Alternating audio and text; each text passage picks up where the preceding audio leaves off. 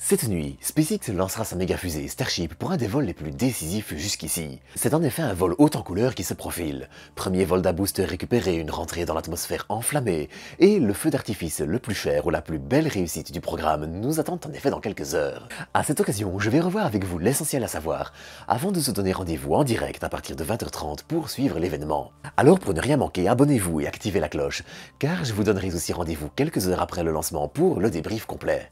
Allez, bienvenue pour une nouvelle dose d'espace. Vers 1h30 du matin, heure française, SpaceX marquera l'histoire. Et ce n'est pas une blague. Au moment où l'entreprise donnera le coup d'envoi du 9e vol, ce sera la première fois qu'un booster du Starship, les Super Heavy, revolera.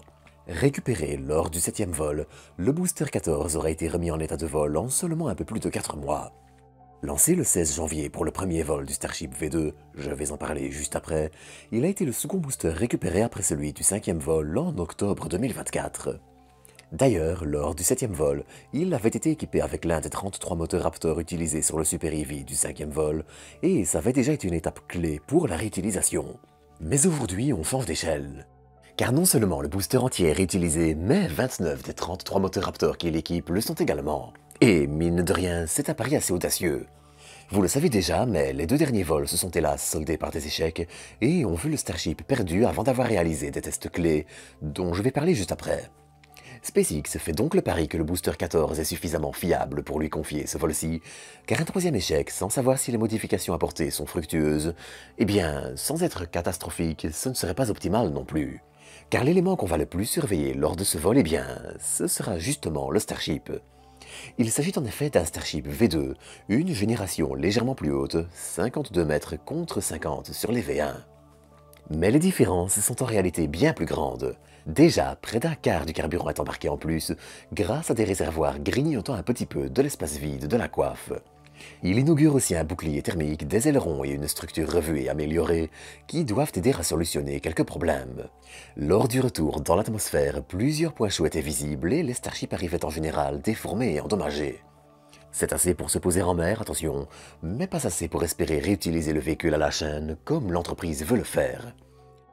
Or, pour tester toutes ces améliorations, eh bien, il faut d'abord arriver dans l'espace, et c'est là que ça se gâte.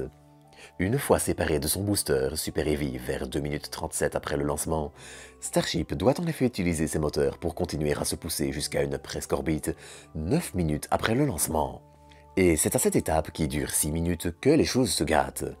Lors du 7e vol, un effet pogo, une vibration causée par des variations de la poussée des moteurs, dont j'ai parlé dans une vidéo dédiée, avait causé la perte du Starship avant l'arrêt des moteurs. Et si on avait suspecté un effet pogo lors du 8e vol, il semblerait que le problème soit plus lié à une défaillance d'un moteur qu'à cette terrible vibration. Alors, petite parenthèse, mais autant le dire, la communication de SpaceX garde une certaine ambiguïté sur le sujet, et entre quelques phrases un peu contradictoires et des observations externes à l'entreprise qui vont un peu dans le sens de l'effet pogo, on va garder son existence dans un coin de notre tête. Mais bref, toujours est-il que SpaceX a encore apporté de nouvelles modifications pour limiter les départs de feu, protéger les moteurs et éviter de faire le feu d'artifice le plus cher de l'histoire. En tout cas, si Starship survit jusque 9 minutes après le lancement et l'arrêt de ses moteurs, ce sera déjà la plus grosse réussite possible. Mais en attendant, on aura de quoi s'amuser. Parce que pendant que le Starship montera, le booster, lui, commencera à redescendre. Alors, il faut le savoir, mais il ne reviendra pas se poser au pas de tir et être attrapé par les bras de la tour de lancement cette fois-ci. C'est la première fois que SpaceX fait revoler un booster, et la prise de risque est un peu trop grande pour les installations au sol, qui aimeraient moyen se prendre un tube en acier de 400 tonnes, dont 200 tonnes de carburant explosif, à plus de 700 km/h. Au lieu de ça, c'est un retour à la stratégie du début. On simule une tour dans l'océan, on triangule la position avec des bouées, et on voit si le booster réussit sur une tour virtuelle pour passer au réel une autre fois. Surtout que pour ce retour, Super Heavy va servir pour plein d'expériences. Déjà en bloquant certains orifices de l'anneau entre Starship et Super Heavy, SpaceX va essayer de contrôler son orientation en lui faisant faire demi-tour avec la poussée du Starship. Alors il s'en aidait déjà avant, mais l'objectif est ici de ne pas se retrouver dans une direction aléatoire, mais plutôt contrôlée. En plus, le booster reviendra aussi avec un angle d'attaque plus élevé, qui permettra au booster de maximiser sa friction avec l'air et d'en quelque sorte planer un peu plus. Et c'est important pour 2 choses. Déjà, ces 2 étapes permettront d'économiser du carburant et donc de lancer des charges plus lourdes. Ensuite, une vitesse plus lente pendant la descente devrait aussi épargner les moteurs. Ceux qui suivent la chaîne le savent déjà, mais à chaque vol, les moteurs extérieurs de Super Heavy sont déformés par les forces aérodynamiques et ça demande au moins de lourdes réparations. J'en avais parlé, mais cette modification n'est donc pas une surprise, mais la meilleure solution pour faire d'une pierre deux coups. Enfin, pour se poser dans les eaux du golfe du Mexique, il simulera une panne sur un des 3 moteurs centraux, cruciaux pour cette étape, et on utilisera un du cercle de moteur situé au milieu avant de se poser avec 2 moteurs, puis de heurter l'océan. Ensuite, les choses seront assez calmes pour une dizaine de minutes. 18 minutes après le lancement, en revanche, les choses sérieuses vont commencer. Dans un premier temps, le Starship déploiera 8 faux satellites Starlink dans l'espace, permettant de tester le distributeur de satellites, souvent comparé à un distributeur PES, qui est conçu pour déployer les satellites de la constellation d'Internet de l'entreprise. On s'attend d'ailleurs à quelques images impressionnantes du Starship dans l'espace, puisque lors des vols précédents, au moins un des satellites embarquait une caméra pour filmer le véhicule. Malheureusement, le Starship n'ayant jamais atteint sa trajectoire finale, on n'a jamais eu droit aux images. Ensuite, on aura un petit répit de 20 minutes, avant que vers 37 minutes, le Starship ne rallume un moteur, qui est aussi important. C'est en effet une manœuvre qui sera cruciale à l'avenir pour permettre au Starship de se désorbiter et retourner au pas de tir, et pouvoir être récupéré.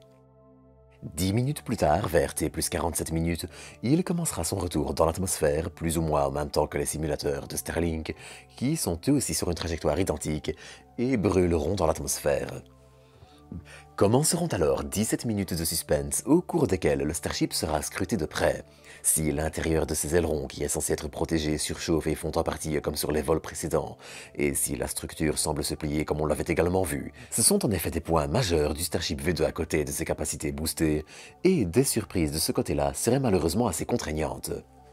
Sauf que, en parallèle, SpaceX entend aussi pousser le Starship jusque dans ses dernières limites. Non seulement il embarquera des tuiles expérimentales qui utilisent du carburant cryogénique pour se refroidir, mais une belle quantité de tuiles a aussi été enlevée pour, justement, tester la résistance du monstre de 52 mètres de haut et 9 de large. Enfin, si tout va bien, 1 heure et 6 minutes après le lancement, le Starship se posera en douceur dans l'océan Indien au large des côtes australiennes, après un vol particulièrement sous tension. Car disons-le, SpaceX a peu de marge d'erreur. Il semble en effet qu'il ne reste que 2 prototypes de la version 2 avant ce qui semble être le début de la version 3. Or, comme c'est censé être une version plus définitive et plus grande permettant le Starship lunaire et le ravitaillement en orbite par exemple, le retour d'expérience sur le V2 sera crucial au risque de devoir développer une V4 ou d'abandonner la V3. Et ce serait tout sauf bon pour le calendrier déjà serré de l'entreprise. Mais bon, là, ce sont encore beaucoup de si, et le plus intelligent, je crois, sera de se donner rendez-vous ce soir pour suivre le tour en direct. De mon côté, je répondrai à vos questions et je parlerai Starship avec vous dès 20h30, et jusqu'à la fin du vol.